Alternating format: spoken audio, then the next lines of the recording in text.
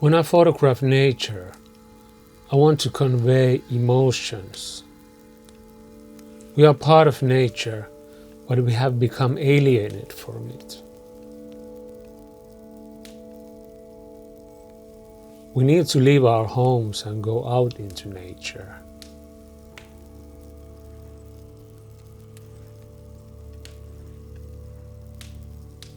When ancient people painted pictures on rocks, what did they want to convey?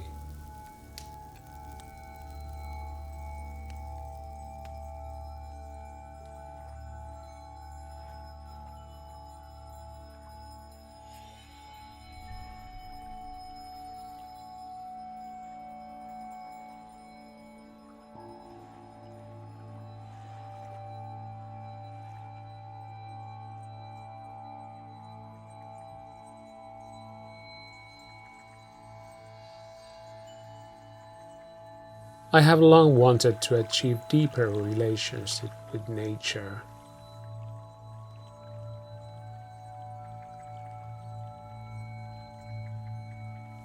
The kind of relationship that ancient humans had.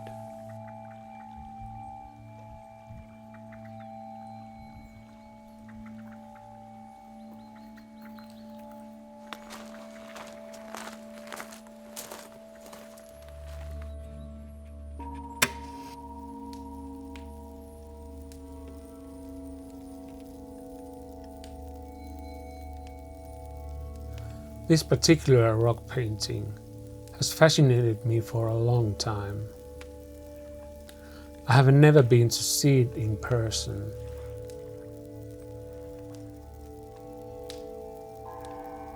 I'm intrigued by the idea of traveling there in the same way those people did thousands of years ago.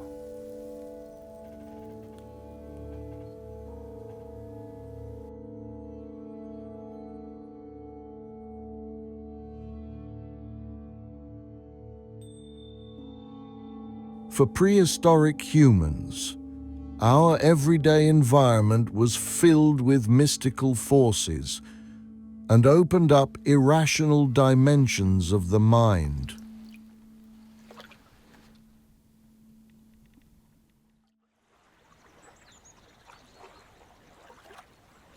The sacredness of rocks is characteristic of the spiritual landscape of almost all cultures. Rising from the depths of the earth toward the sky, rocks, cliffs, and mountains, with their unusual shapes, have inspired the creation of images that emerge from the depths of the subconscious, serving as a gateway between this world and the next.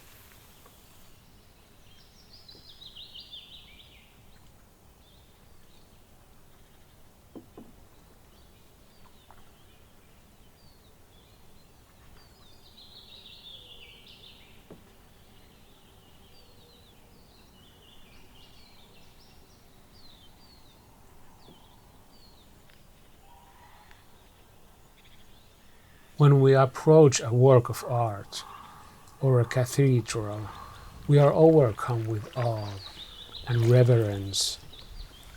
People in the past experienced the same feeling. They were also awestruck by images painted on rocks. I, too, am awestruck by them.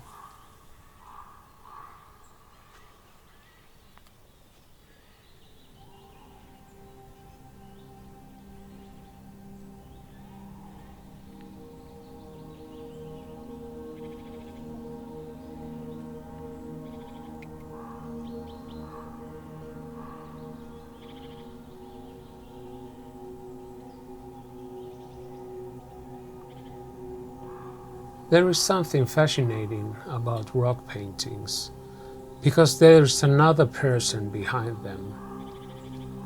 The other person had something to say and wanted to convey the message. They may not have had any idea that their mark would be visible for thousands of years, but only for a moment or a few years.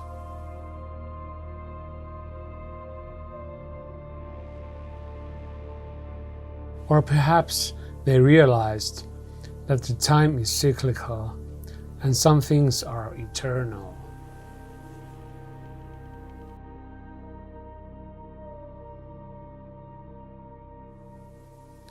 Rock art can and should be approached with a personal, empathetic attitude. We have to guess because there is no reliable information. An experiential relationship with rock art is somehow more personal. I can make my own interpretations and why they are made. There is no right or wrong interpretation.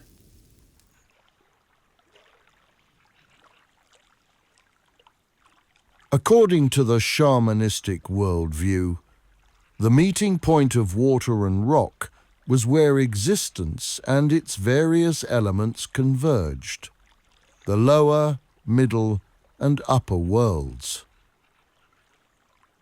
The doubling of the rock in the mirror-like surface of the water created a spiritual gateway to the upper, otherworldly realm. The shaman could move freely in this three-layered world.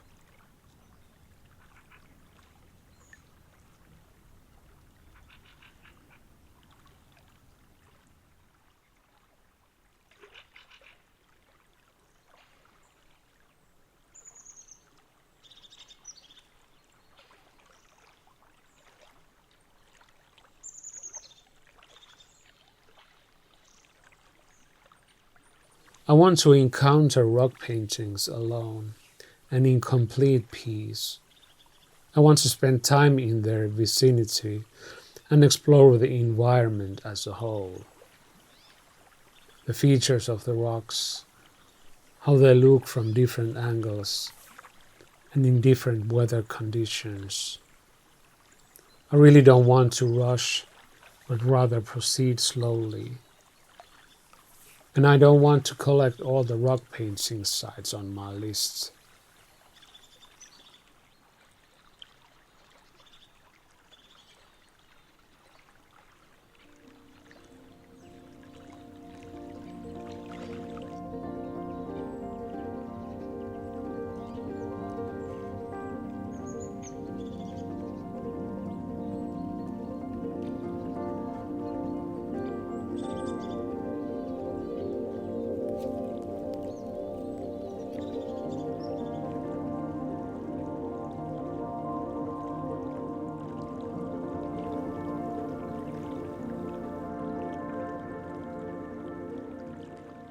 The rocks were considered sacred, partly because their large forms resembled human or animal faces and heads,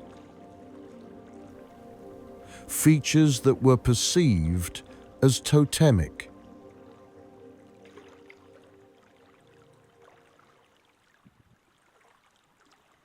The red images looming on the walls can create a suggestive mental landscape in which the past feels almost tangibly present.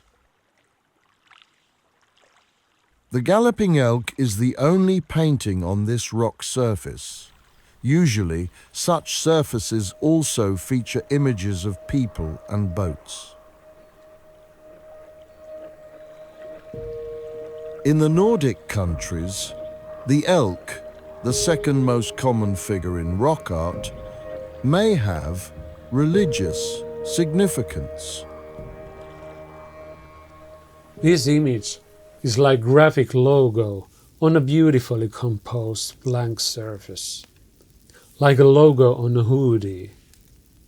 In its simplicity, The image is a perfect as Picasso's sketch of a dog.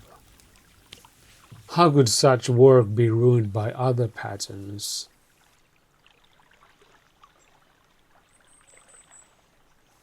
The artist saw the image as alive and left the work as it is.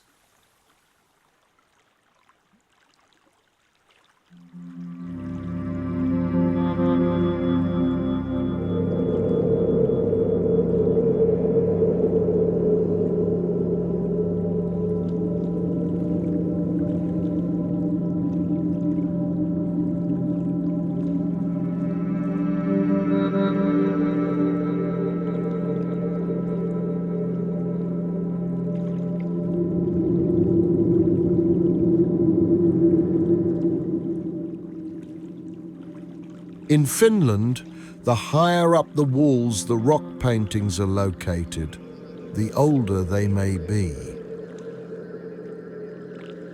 These paintings may be the oldest in the country. Their vividness also suggests their age. Symbols tend to become simpler over time, like written characters, so that their message can be understood even though they become simpler.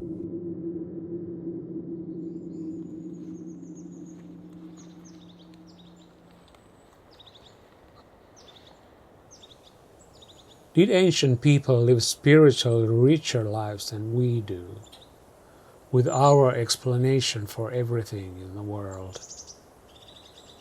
The desire to explain and explore the cosmos was the same back then.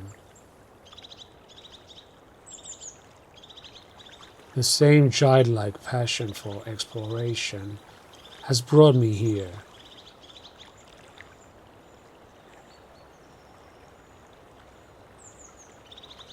I'm also interested in visual perspective of ancient people. What were the dominant artistic elements? We are exactly the same people as our ancestors. We haven't changed. They also had artistic experiences.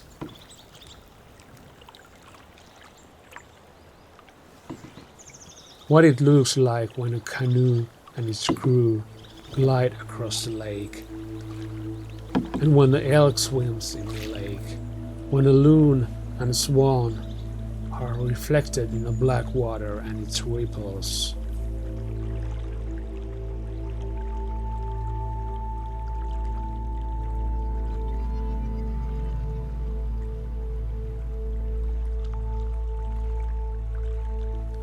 How does it feel to step in calm water and swim in cool water and see the mighty cliffs above you? And suddenly your mind is filled with enthusiasm for creating art.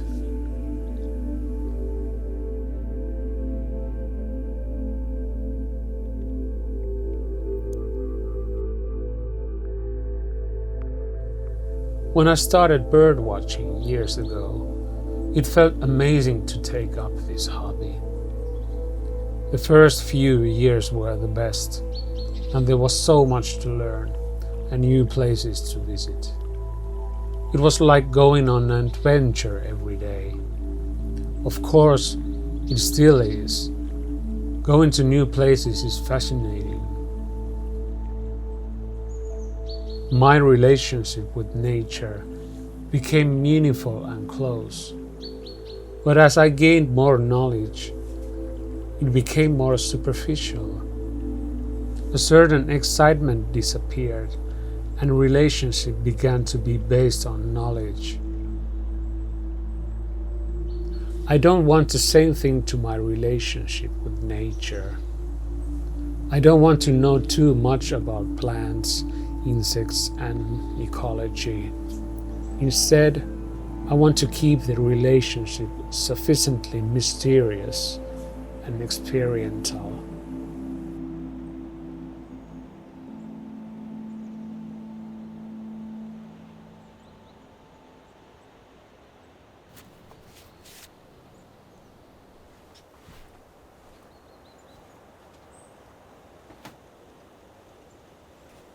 The trip then becomes a holistic experience, a retreat into silence.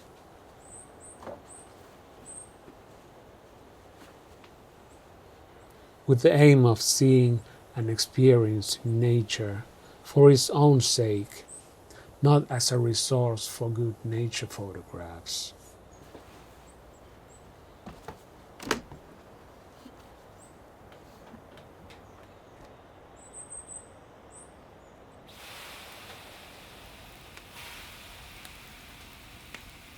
I have lots to learn in this regard.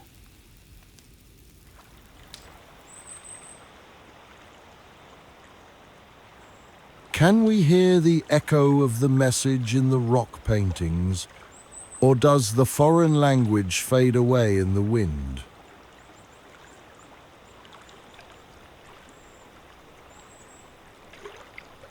Does the past disappear? Or is it always present in cyclical time? Is the present moment a great unity of time and place, where the threads of years come together? The past is real if we bring it to life within ourselves.